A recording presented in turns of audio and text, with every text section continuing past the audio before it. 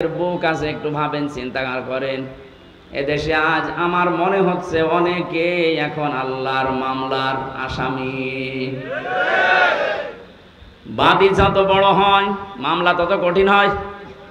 কথা বলেন না কেন? আমি যে 3টা বছর ছিলাম মাটির নিচে জেলখানায়, সব মিলে আমার যদি কোনো সলিমদ্দি মামলা দিত 3 বছর না 3 দিন পরে বের হয়ে যেতাম। টাকা পয়সার জন্য নাকি লাগবে আপনারা শুধু বলতেন, কারণ আমি এমন জায়গায় ছিলাম ওখানে টাকার অভাব ছিল না। আকিস গ্রুপে বাংলাদেশে যদি 3 জন ধনী থাকে তার ভেতরে তারা একজন। যেহেতু কোনো কলিমদ্দি দেয়নি, মামলা দিয়েছি সরাসরি রাষ্ট্র। এই জন্য বহুবার চেষ্টা চালিয়েছে মামলা জামিন করাতে। হাইকোর্টের বিচারপতি পর্যন্ত বলেছে আমার হাত বাঁধা, কিচ্ছু করার নেই। অথচ মামলাটাকে আমার ওয়াজ শুনে নাকি একজন উদ্বুদ্ধ হয়ে কাঁচি নিয়ে গেছে সংঘাত ভাঙতে। জজ সাহেব পর্যন্ত গতকালকে আমার মামলা সব খারিজ করে দিয়েছে। অথচ এই জজই 3 বছর ট্রাইব্যুনাল চালিয়েছে। আমি কালকে বলতেও গেলাম, স্যার 3টা বছর পর আজকে মামলা আপনি ঢিসমিস করে দিলেন, কাগজ ফেলে দিলেন যে যা কি বিচার করব, এর ভেতরে কোনো মাল ম্যাটারেস নেই, যা। আপনি এতদিন পর্যন্ত এটা দেখেননি। বললে হয়তো বলতো যে হুজুর কি করব, হাত বাঁধা। বিচার ব্যবস্থাটা একটু ইঙ্গিত দিলাম। বাকি জায়গাগুলো যে কত দুর্নীতিগ্রস্ত হয়েছিল তার প্রমাণ দেশের সব চাইতে বড় মসজিদের ইমাম পর্যন্ত পালিয়েছে। যে দেশের কেন্দ্রীয় মসজিদের ইমাম পর্যন্ত পালিয়ে যায়, বাকিগুলো আর বলার অবকাশ রাখে? কোথায় পৌঁছিয়েছিল?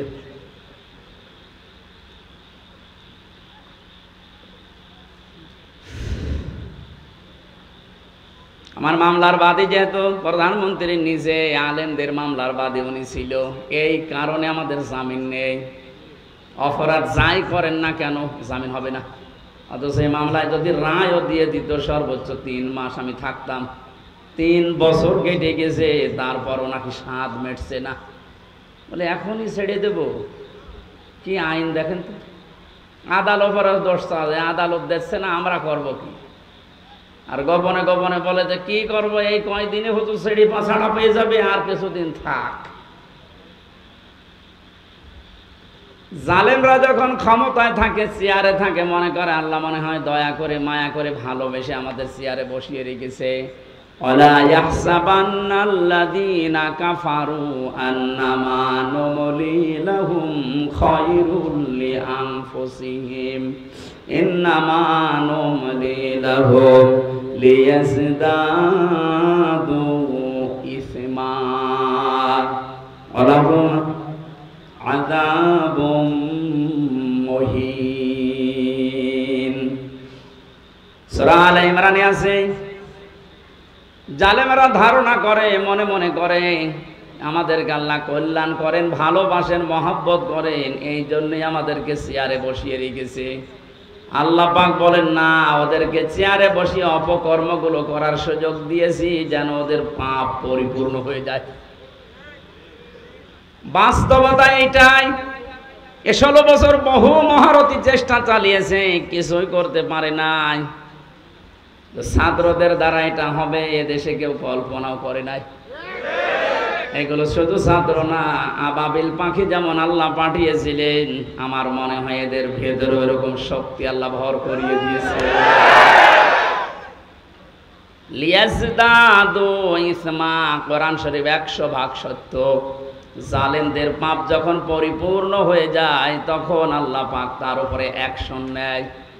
অ্যাকশনটা কি? ওয়ালাহুম আযাবুম মুহিন, অপমানজনক শাস্তির ভেতরে একটার পরে একটা ফেলতেই থাকে। আপনি তাকান একটার দিকে, একটা দেখবেন দেখেন একেবারে খাপের খাপ মিলে যাচ্ছে। এদেশে যদি কিচ্ছু না হয়, কালামানিকের যা হয়েছে, জীবন আমার ধন্য হয়ে গেছে। এত অপমান একজন বিচারপতি হতে পারে? অথচ ওই লোকটার রায়ের কারণে কোরআনের পাখি সাইদি সাহেবের যাবজ্জীবন জেল হয়েছিল। ওর মন ভরে নাই, ও লিখেছিল না আমি ফাঁসি দিতে পারলাম না, আমি দুঃখে। মহান আল্লাহ পাক প্রতিশোধ নিয়ে এমন জায়গায় তারে পৌঁছিয়েছে, আমার মনে হয় এই বাংলাদেশে এত নিচে কাউকে আল্লাহ নামায়নি। ওর বিসি পর্যন্ত উড়ি গেছে। এটা টকশো থেকে যেন ডাবিং করে বলছে, হ্যাঁ তারপরে আমার বিসিতে মারবে।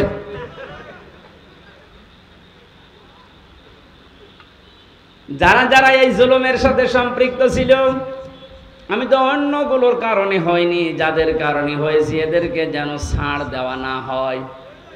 বিশেষ করে কাউন্টার টেররিজম বানিয়ে বাংলাদেশকে বিশ্বের দরবারে জঙ্গি আছে এই দেশে এই ধোয়া তুলে বহু মানুষকে বিনা অপরাধে গুম করে রেখেছিল। এই মনিরুল, আসাদুজ্জামান, ডিসি মান্নান, এদেরকে যদি বিচার না করে এভাবে ছেড়ে দেন, কিছুদিন পরে দেখবেন এর পেট থেকে যেটা আসবে ওটা আরো বড় হারামি হবে। এটা আমি বানালাম।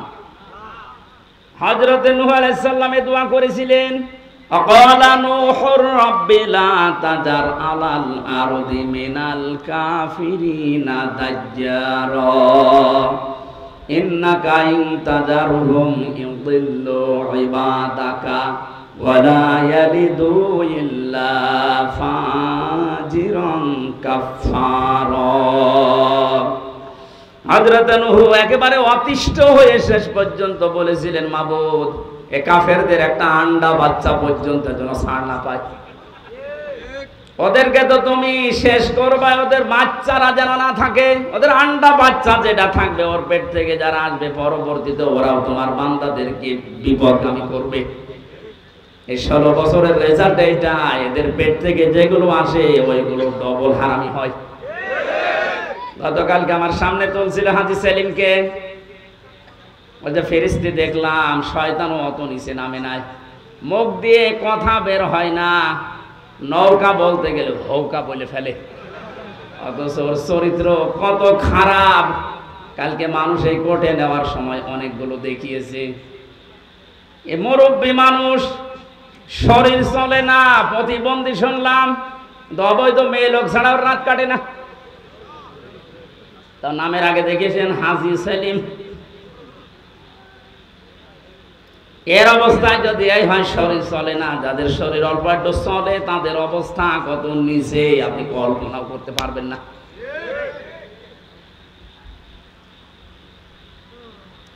আমি যেটা বোঝানোর জন্য পর্যন্ত এসেছি, জালেমদের কোনো ছাড় আল্লাহ যখন দেয়নি, আমি অত দরদ দেখানোর দরকার নেই।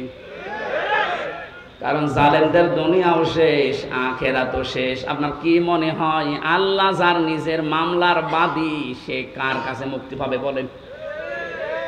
আল্লাহ নিজে রায় দেবেন, নিজে বিচারপতি, নিজেই বাদী, ওর আর মাপ পাওয়ার, ক্ষমা পাওয়ার, ছাড় পাওয়ার কোন সম্ভাবনা আছে? জালেম যারা ছিলেন তাদের দোসর যারা দুনিয়াও শেষ করে ফেলেছেন, আখিরাত তো শেষই। ওয়ায়াবগুনা ফিল আরদি বিগাইরিল হক, 2 নম্বরে আল্লাহ মামলা দেবে, কেস করবে তাদের বিরুদ্ধে।